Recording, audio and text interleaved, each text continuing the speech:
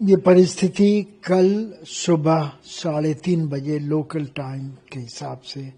Iran पर Israeli वायुसेना के हमले से संबंधित है और उस शुरुआत में 200 से ज़्यादा इजरायली वायुसेना के विमान, 100 से ज़्यादा ईरानियन जो लक्ष्य थे उनको उन पर हमला करने में सफल रहे।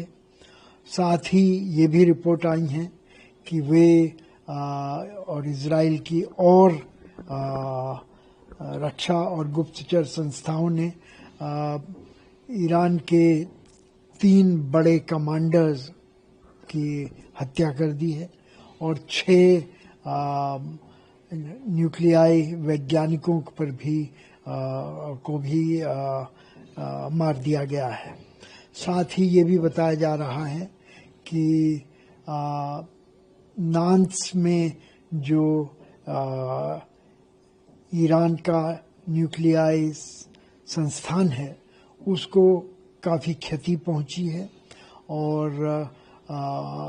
उसमें जो भूमि के ऊपर संस्थान था उसको नष्ट कर दिया गया है, लेकिन भूमि के नीचे जो संस्थान था उस पर अभी इजराइल का कोई हमला नहीं हुआ है। ईरान के पास और भी न्यूक्लियाई संस्थान हैं जिसको कि लगता है कि इजराइल जिनको ध्वस्त करने के लिए आमादा होगा और ये देखना होगा कि तीसरा दिन आज जब हो रहा है तो ये युद्ध किस तरफ जाता है। दूसरी ओर ईरान ने बदले की कार्रवाई में इजराइल के ऊपर अपने मिसाइलों से और ड्रोन से हमले किए हैं और इन हमलों में जैसा अभी टीवी में खबरें आ रही हैं इजराइल की काफ़ी क्षति हुई है और कम से कम 3 लोगों के मारे जाने का समाचार भी आ चुका है। तो ये लगता है कि ये जैसे को तैसा की कार्रवाइयाँ जो शुरू हुई हैं ये आगे भी बढ़ सकती हैं और चिंता का ये विषय होगा कि ये युद्ध विस्तृत हो जाएगा और सिर्फ न्यूक्लियाई या सैनिक प्रतिष्ठानों या व्यक्तियों तक ही सीमित नहीं रहेगा और नागरिकों को भी इसका खामियाजा भुगतना पड़ेगा। दूसरा जो इसका परिणाम हो सकता है वो ये कि ईरान ने ये वायदा किया था कि वो अमेरिका के हितों को नहीं बख्शेगा क्योंकि अमेरिका इजराइल की मदद कर रहा है। अमेरिका ने ईरान को चेतावनी दी है कल संयुक्त राष्ट्र सुरक्षा परिषद में कि अगर ऐसा करेगा तो अमेरिका ईरान से काफ़ी बुरी तरह से सैनिक कार्रवाई करने में मजबूर हो जाएगा। और इसके साथ ही 2 पक्ष और आते हैं। एक तो खाड़ी के अरब देशों को लेकर के है जिनको कि इस संघर्ष में अंततोगत्वा शायद शरीक होना पड़े इस तरह से कि ईरान शायद उनके ऊपर दबाव बनाने की कोशिश करेगा। दूसरी ओर अगर तेल के दाम में जो वृद्धि हुई है 10% की पिछले इस युद्ध के कुछ घंटों में वो अगर जारी रखते रहती है तो विश्वव्यापी मंदी के आसार हो जाएंगे जिससे कि खाड़ी के देशों को खास तौर पर और तेल उत्पादकों को और निर्यातकों को आमतौर पर घाटे का सामना करना पड़ेगा। एक तरफ तो अमेरिकी विदेश मंत्री रूबियो कहते हैं तुरंत बाद इजरायली हमला शुरू होने के कि संयुक्त राज्य अमेरिका का इससे कोई लेना देना नहीं है, कोई सरोकार नहीं है और ना ही उन्होंने इसके बारे में कुछ जानकारी थी और ना ही उन्होंने इसकी कोई अनुमति दी है। इज़राइल एक पक्षीय तरीके से काम कर रहा है और उन्होंने ये कहा कि संयुक्त राज्य अमेरिका के ऊपर अगर कोई हमला होता है, बदले की कार्रवाई की जाती है, तो वो ये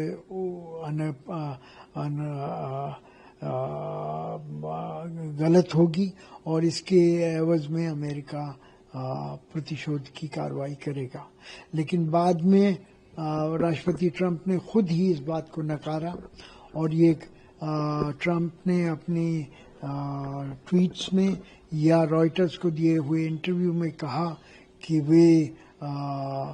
उनके यूनाइटेड स्टेट्स को सब कुछ पता था और उन्होंने इज़राइल के इस हमले की तारीफ की कि वे बड़ा सफल रहा और अमेरिकी शस्त्रों का सही इस्तेमाल किया गया। दूसरी ओर उन्होंने ये भी कहा ईरान को कि ईरान को चाहिए कि वो समझौता कर ले अमेरिका के साथ, जो कल वार्तालाप होने वाला है उसमें भाग ले। अगर नहीं लेगा और समझौता नहीं करेगा तो उसके पास कुछ भी समझौता करने लायक सामग्री नहीं। परमाणु संधि जिसकी आप बात कर रहे हैं वो JCPOA है, जो कि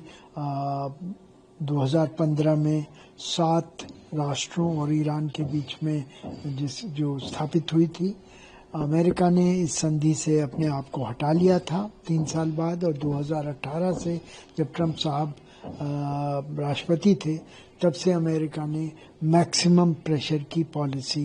ईरान के विरुद्ध लगाई हुई है। तेल के निर्यात पर खासे प्रतिबंध हैं। विदेशी मुद्रा के लेकर के भी ईरान पर काफ़ी प्रतिबंध हैं और ईरानी अर्थव्यवस्था को एक बड़ा संकट इस पॉलिसी की वजह से हो गया है। तो ये पॉलिसी चल रही है और इसकी वजह से ही ईरान अमेरिका से बातचीत करने के लिए मजबूर हुआ ताकि ये जो प्रतिबंध है इनको हटाया जाए और एक तरह से नया समझौता JCPOA की बजाय पहुंचा जाए।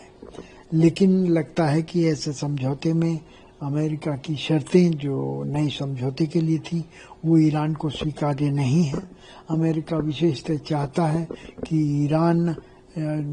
न्यूक्लियर संवर्धन, यूरेनियम के संवर्धन से बिल्कुल अपने आप को अलग कर ले और ऐसा ईरान को स्वीकार्य नहीं है। तो इसको लेकर के दोनों देशों की वार्तालाप में गतिरोध रहा है और कल ये वार्तालाप की 6ठी किश्त होने को है। तो अभी तक लगता है कि ईरान इस वार्तालाप में भाग नहीं लेगा, क्योंकि उसके ऊपर इजराइल का हमला एक जिस तरह से हुआ है उससे ये लगता है कि अगर ईरान इसमें भाग लेता है तो उसको एक तरह से उसका सरेंडर माना जाएगा और इस वजह से मेरे ख्याल से ये गतिरोध डिप्लोमेटिक स्तर पर नहीं समाप्त होगा, सैनिक स्तर पर आने के बाद। ये हमारी लंबी अवधि की पॉलिसी है जिसमें कि हम इस तरह के विवादों का सैनिक नहीं बल्कि राजनीतिक और कूटनीतिक तरीके से समाधान की वकालत करते हैं। आपको याद होगा कि यूक्रेन युद्ध के दौरान भी प्रधानमंत्री ने श्री पुतिन को सार्वजनिक तौर पर कहा था कि ये युद्ध का युग नहीं है, ये बुद्ध का युग है। और इसी तरह की बात प्रधानमंत्री और जगह भी करते रहे हैं और उन्होंने इजराइल के प्रधानमंत्री के साथ बात करने पर इन्हीं चीज़ों पर जोर दिया है कि इस तरह की विवाद का शांतिपूर्वक समाधान निकलना चाहिए। इसके पक्ष में और भी तर्क आते हैं क्योंकि भारत का खाड़ी के देशों के साथ बहुत ही व्यापक आर्थिक और सामाजिक और ऐतिहासिक संबंध है। आपको याद होगा कि 90 लाख से ज़्यादा भारतीय खाड़ी के देशों में काम करते हैं और हमारी आधी से ज़्यादा तेल का आयात उन देशों से होता है वहाँ से व्यापार और वहाँ से इन्वेस्टमेंट और रेमिटेंसेस की भी भारत में व्यापक आवश्यकता है। तो इन सबको देखते हुए इस बात को और हस्ताक्षरित किया जाता है कि प्रधानमंत्री के स्तर पर इस भूखंड में शांति के लिए अपील करना एक ज़्यादा पुरजोर महत्वपूर्ण घोषणा है।